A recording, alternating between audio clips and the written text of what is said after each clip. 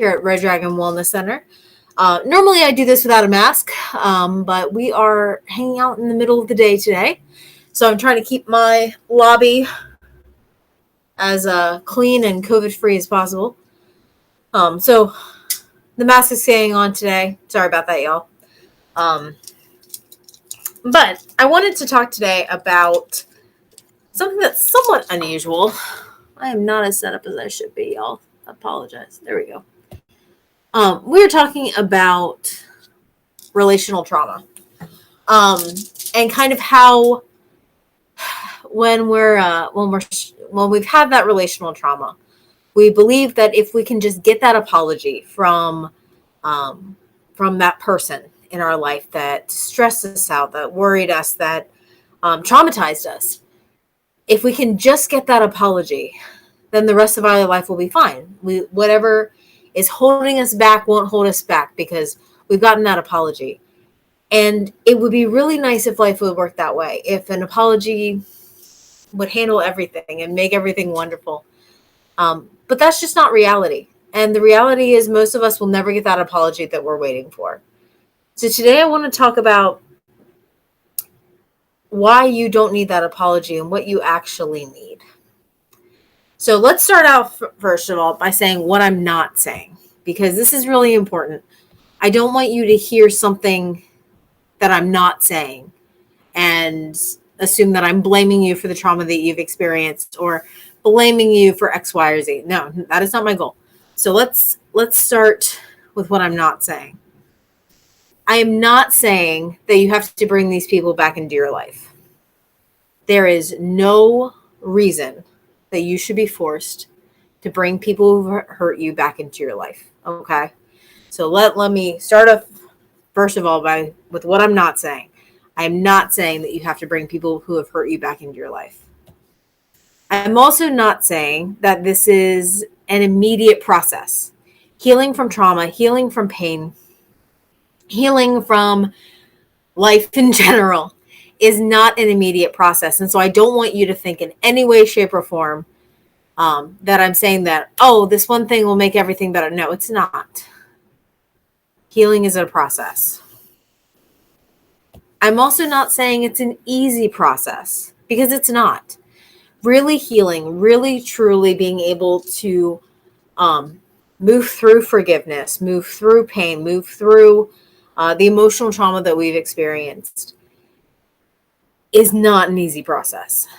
In order to really truly heal, you have to feel all of the feelings that you've been avoiding and running from and fighting against in order to heal.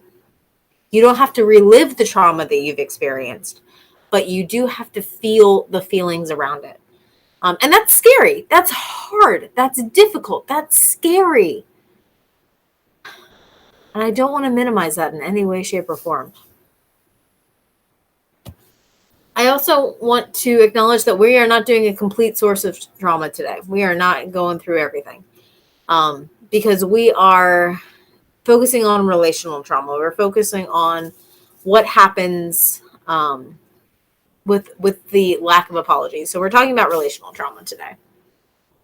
All right. So one of the things I hear all the time is when we're talking about things that have traumatized people is people will say, but it wasn't that bad. Like, it wasn't like I was fill in the blank of some level of trauma that they didn't experience. And so, hey, come here. Sorry, office dog. Come here. Come here. Get in your spot. I know. There are people. There are people walking outside. How dare they? Get in your spot. Spot. I apologize, y'all. All right, so there are different levels of trauma. There are different levels of experience. And so apparently I just traumatized my dog by telling her she couldn't bark at all the neighbors. How dare I? So I want to first start with defining trauma, or defining how I'm using the word trauma and kind of clarifying. So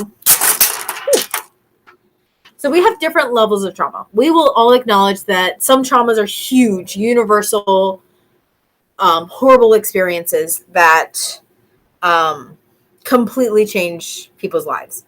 We also have levels of trauma that are inconveniences to most people, but could still traumatize someone. There's this term, and I love it. It's called hormetic stress. And hormetic stress is that line between when something is growth and when something is trauma. So if we went to the gym and exercised and we were lifting heavy weights, if I lift my normal lifting weights, then I am at a level that's maintaining. If I push beyond what I'm doing currently, then I can reach this point of hormetic stress, which is, okay, I'm now shredding muscle. I am telling my body, hey, we need more muscular strength. And so I can go beyond that. When we go beyond the level of hormetic stress, however, when we take that one extra step, that's when we get into injury. If I try to lift something that is way too heavy for me or is beyond my level of hormetic stress, then I am going to be traumatized. I'm going to rip a muscle, pop a tendon, maybe I'll mess up my joints. I'm not entirely sure. It depends on what I'm doing. But either way, I am going to hurt myself. Now, my dad has been lifting weights for as long as I've been born, at least my entire life. So he's been doing this for 30 years. He is also male. He is stronger than me. So his level of hormetic stress, his level at which, okay, this would be an injury for him, is very different than my level at which I would be injured. Trauma is like that too. Mental, emotional trauma is like that too. We can experience something that didn't affect us, but could be horribly traumatic for another person. Based on where they are in that moment. And there can be things that I experience today when I'm feeling good about myself that I can handle, that I can't handle when I'm having a bad day or when I'm half asleep at 10 o'clock at night or whatever else is going on. I just can't handle it in that moment. And that's okay. We are dynamic beings. We are not going to have the same level of stress or pressure at any given time because we're dynamic. All right. I also want to acknowledge that hormesis is a process, that process of experiencing hormetic stress. So something that was very traumatic for me as a 2-year-old is not even going to phase me as a 30-year-old. And that's part of that hormetic stress learning. So we're going to use visuals today, as you can tell, because this is how I explain things. It's how it makes sense to me. So sometimes we have things that are big and heavy, and we're going to use this as our what we call big T traumas. These are the big, heavy things that wreck our lives. And then we have our little T traumas. These are things that aren't necessarily as big of a blow to ourselves. And that's okay. We're like I said, we're going to experience different levels of trauma, different levels of hormesis. Now, in looking at that, all right, so let's kind of do some examples with various trauma sources. First off, you can be traumatized before you're even born. Excellent. As many as if you have listened to me talk on this Facebook platform before, you have probably heard me talk about epigenetic trauma. Epigenetic trauma is the trauma that your parents had and gave to you when you were conceived. So this is your mother's stress level. Her body was preparing that egg for development, so that would be in like the month or so beforehand. And your father's stress level within a few days of your conception. Because those are going to be the stress levels of the genetics they are giving you. You also, though, once you have had the fertilization, been conceived, implantation, now you are being strongly affected still by your mother's stress level because this is your prenatal stress. The uterine artery is fascinating because the uterine artery is the only artery in the human body that can be shut off If we are worried about whether or not we're going to be alive in the next 5 minutes, our uterus is not real concerned about us getting pregnant. And so our body can actually shut off the artery that goes to our uterus that helps to make pregnancy happen. So when we're under high stress, ladies, this is why we have trouble, if anything relating to our reproductive system. It's because our body literally says, this isn't really all that essential. We're just going to kind of turn it off for now. So if we're stressed while pregnant, that stress level goes to our child because it's literally starving the child. The placenta isn't getting good perforation of oxygen and nutrients because that uterine artery is getting closed off. Now, this is not to shame. I'm not here to shame anyone in ignorance or life circumstances beyond their control.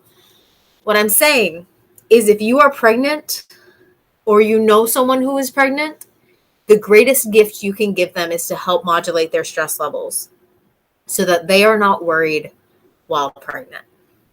I understand that there are a lot of circumstances beyond our control, but if you can do something for a pregnant woman to help lower her stress level, go for it, please. All right. So then once we're born, we go into attachment trauma. Attachment trauma is our connection with our primary caregivers. So this can be our parents, this can be our guardians, this can be nursery care people, this can be whoever you are spending a large amount of time as a child. So up to about 3 years of age is really when a lot of our attachment bonds are being formed. So were you safe when you were under the age of 3? Did you feel safe? Because those are two very different things. We can feel safe and not be safe, and we can feel safe and not be safe, and we can feel not unsafe and be safe. So it's not just whether we are or not, it's also what we feel about it. Were your caregivers meeting your primary needs? Were you comforted or shamed when you had a big emotion? When you were scared, when you were crying, when you were happy? Was there connection with the emotion you were experiencing? Or were you told, oh, shush, shush, shush, shush, it's okay. Don't have that big emotion. It makes me uncomfortable. Shh, quiet. Or were you told, yep, it's okay to feel big things. It's all right. It's all good. And I'm, again, not shaming any primary caregiver who has ever shushed a child because, quite frankly, the sound of breathing is very comforting and all other sorts of stuff. I don't want to shame that. But were you met with emotional acceptance, or were you told that your emotions weren't valid? Were your primary caregivers emotionally healthy enough at that point to be able to recognize their own emotions, their own trauma, and deal with it in themselves instead of passing it on to you? These are very important issues with attachment. And if you want to learn more about attachment theory, there is tons of information online about attachment theory, and it is fabulous. And how we connect with people, even into adulthood, with all that mess. And then a lot of times when people have attachment issues, especially the little t traumas where it wasn't something huge or massive or horrific that happened, but it was just like, I'm not sure my emotional needs were met. What I hear from clients is, I felt blank, I experienced blank, but they're not a bad person because they're attached to their primary caregivers. They don't want to say, it was so horrific. It was horrific. If your needs were not being met as a child, that is a stressor. That is a trauma, even if it's a little t trauma. But perhaps you had some big T traumas. Were you intentionally neglected, abused, violated, or manipulated? Were you told that your feelings or memories were lies?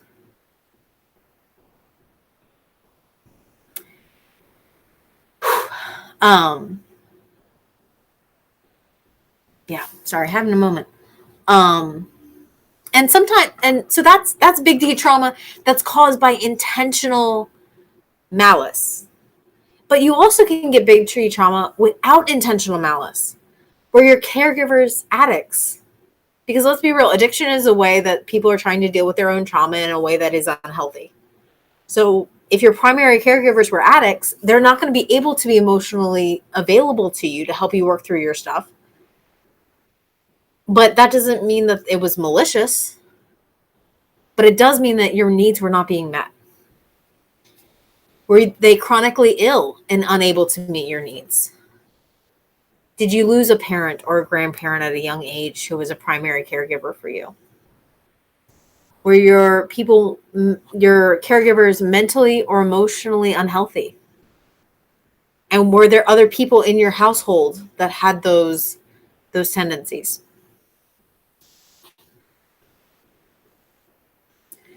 And then let's go on to childhood. So we get past 3 years, our attachment map has kind of been created.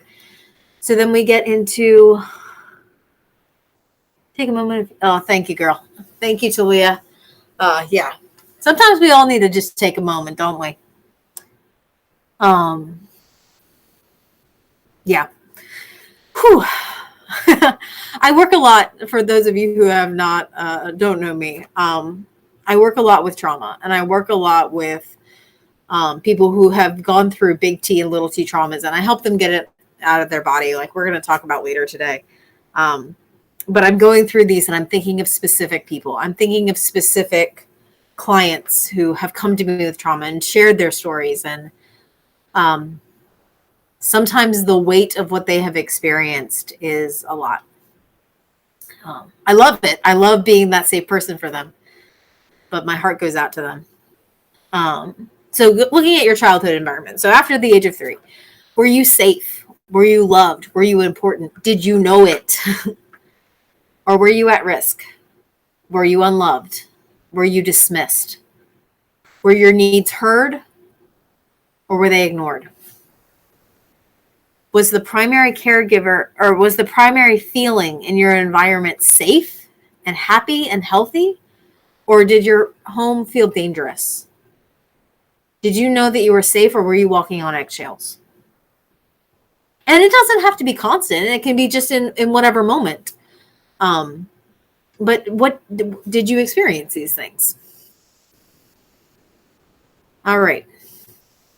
And as we get older, of course, as we leave childhood, as we go through life, we get more attachment traumas. We get more traumas and life factors and whatnot.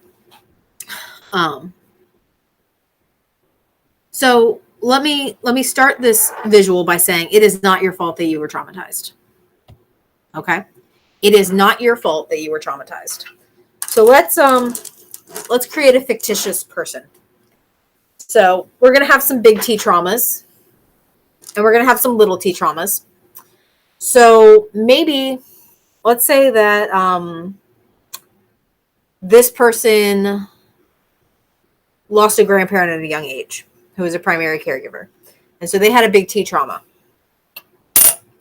And then there was grief going around, so that there was some emotional inavailability of the other primary caregivers because they were dealing with their own wounds.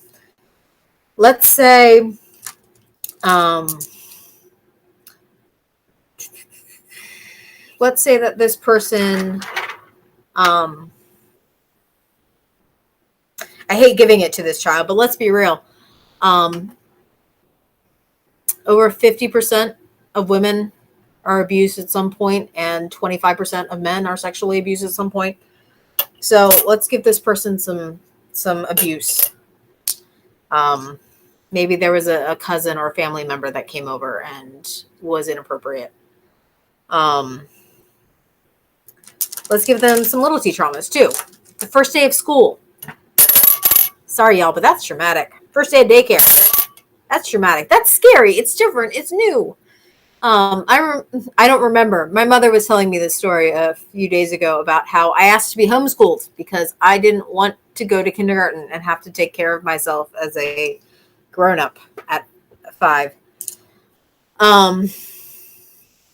Maybe there was I don't know. What are some other normal traumas? Give me some examples, people, for all y'all watching. What are some traumas that you've experienced or that you know someone who's experienced? Maybe you had siblings. I'm the oldest of 5. I am certain I traumatized my siblings. I know I traumatized my siblings. Actually, I traumatized my neighbors too. My poor neighbors. Let's say they got into middle school, had their first big breakup, and they lost their friends group because of that. And depending on where they were, that could have been a big T trauma or a little T trauma. Let's say they had a parent who was in the military and would leave for prolonged periods of time. And then when they came back, they had some PTSD. Let's add a couple more stressors. I don't know. Maybe they didn't like the babysitter. No particular reason. They just didn't like the babysitter. But either way, when we go through life, death of a pet, we experience these traumas, and some of them are, like I said, little T traumas. Some of them are things that we deal with and we live through, and this is just kind of how life is. We're going to experience these little T traumas. Maybe what else we got? Siblings going away to college. Siblings coming home from college. Yeah. And then we go through big scary things. Loss of a grandparent. Going away to college ourselves if it doesn't go well. So we can have all of these types and levels of trauma that we experience in our life. And some of these, as you can see, the lighter teal in here maybe, are big T traumas. And they are, I don't understand what that means. So as we're going through these experiences, some of these things are things that we would love an apology for. We would love an apology for the parent that had an addiction issue. We would love an apology for the sexual abuse. We would love an apology for the neglect. We would love an apology for the person who hurt our feelings, and it just became that thing in the back of our head that never left. We would love an apology for all of these things. But the reality is, the reason we want that apology is so we can get this other person who we don't see their trauma, but trust me, their bowl is full too. We want this person to take our trauma back into their bowl. But the reality is, even if we got this person's apology, they can't reach into our bowl and take away our pain. They can't. That is not how life works. It's not how our bodies work. Even if they came to us, and I don't know if y'all know this, but I'm in Celebrate Recovery. I'm working on my codependency. I'm working on my issues. And so I know some people who have been in there for decades. They have been on their healing journey, working against their addiction for decades. And what that means is they have had 20 years of sobriety, but they still know that they did big T traumas to their kids. And they have apologized to their kids.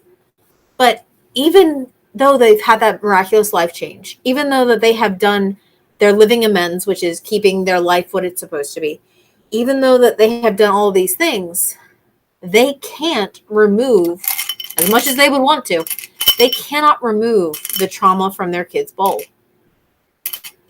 So what do we do? Because quite frankly, this bowl is getting a little heavy. And it is a lot. It's a lot to carry. It's a lot to live with, is all of this trauma in our system. And we come up with all of these great coping mechanisms because coping mechanisms keep us alive. Coping mechanisms are not necessarily about healing the trauma. Coping mechanisms are about staying alive with the trauma. Okay. So you have this trauma in your life, whatever it is, whatever it's about for you, you have trauma in your life. And no one else can go in and take it out. It's stuck in your body. You can do all the counseling you want. And trust me, I love counseling. I recommend counseling. Counseling is amazing. Counseling helps you do the mental process, but you still have this trauma stuck in your body. So what do we do? One of the things I'm loving about acupuncture is it has this ability to help release the emotions stuck in our body. The sadness, the grief, the anger, the pain. It is not your fault that someone dumped the weight of their trauma on you. It is not your fault that any of this happened to you. But ladies and gentlemen, you now have a choice as to what you do with this. I can spend the rest of my life going to the people who put trauma in my bowl and saying, you hurt me. How dare you? How dare you do this? How dare you do that? How dare you have done these things to me? And I might get an apology and I might not, but the anger, the pain, the sadness, the grief, the words that live in my mind are still going to be there. So I have a choice. I can stay in that victim mentality. I can stay in that waiting for that apology, hoping for that apology, that one day someone will come and take these rocks out of my bowl, take these traumas out of my life and my body. But even if they did everything within their power, they don't have control over my feelings, thoughts, actions, motivations. Those are my responsibility. So it is my choice, it is your choice, what you do with the stuff in your bowl. So I actually just got off the table because I don't do anything to my clients I won't do to myself. And I just gave myself a treatment to help deal with my emotional pain, deal with some big T traumas that have come into my life. And so I take out this trauma because it's something I've been angry about the last couple of days. And I look at this trauma and I go, okay, body, when I think of this circumstance, I'm going to cry on live. That's going to be fun. When I think about this circumstance, it hurts. So where do I feel it in my body? Where do I feel that pain? Where do I feel that discomfort? Where do I feel that emotion? And for today, this trauma that I needed to process showed up in my large intestine. And the cool thing about the body is every emotion has a physical, or every emotion has an organ tied to it. And where I felt this emotion show up was my large intestine. And the large intestine's job is to hold on to crap until it's time to let it go. And so I was like, okay, my body wants to let go of this trauma. And so I gave myself a treatment and I opened up my body to be like, okay, we're going to let go of this crap. Now, it doesn't work the same for everyone. I've had other traumas come up and I feel it in my lungs and I can feel the grief and the sadness over the crap that I had to deal with. I've also feel it come up in my liver and I feel the anger, the rage, the depression that I had to live through certain circumstances, that I had to find out certain things, that I had to deal with that crap.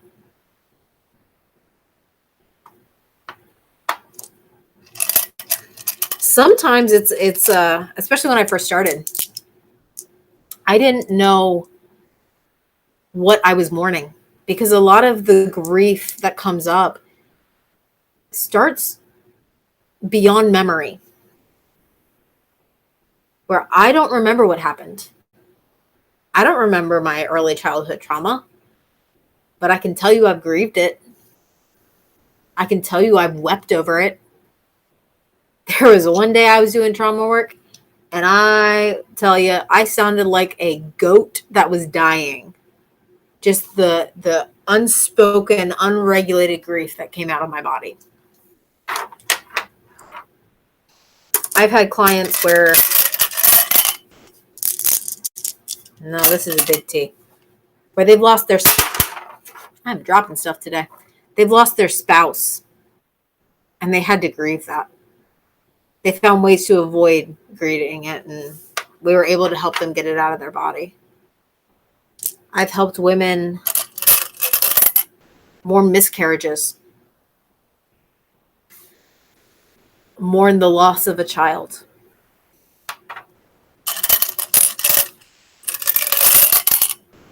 I've helped people process grief around finances and just fear and not knowing what's going on next. I've helped people process their pure rage that they had to deal with a certain circumstance, that they lost their home and everything they owned.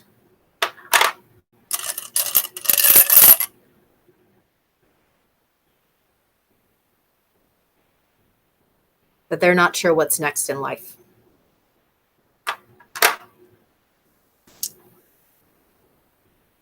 Whether they're big T traumas or little T traumas, our body wants to heal and our body wants to be well, and our body wants to process those emotions and not let them stay stuck in our body. Because when they stay stuck in our body has what I call temper tantrums. And it's where something has happened, something has broken our heart, broken our mind, and it's too big for us to handle in that moment. So it's a trauma, whether it's big T or little t. And our body tries to protect us from it. And so it takes it and hides it somewhere in our body so that we don't have to worry about it. The problem is, sorry, one moment. Come on in. Come on in. Oh, I'm sorry. No, you're good. I'm just finishing up a live video. Sorry. Oh, you're fine. Hey, be polite. There we go. So we have all of these traumas that are happening in our body, and we get this choice as to what we're going to do with it. So ladies and gentlemen, if you have these traumas stuck in your body, if you're experiencing chronic pain that doesn't seem to go away for any reason whatsoever, if you're experiencing headaches with no source, if you're experiencing pain here, it's what I call the weight of the world point. It's right there. Lower back pain, libido issues, anxiety, depression, stress, all of these things and hundreds more are signs that there's trauma stuck in your body.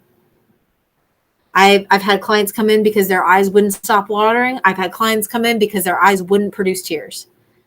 Either way, whatever the sign is for you, I would love to help you process your trauma in such a way that you don't have to relive it, that you can just simply experience the emotions that your body wants to process and be able to be set free from being trapped in the trauma of your past.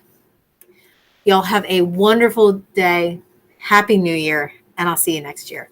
Bye.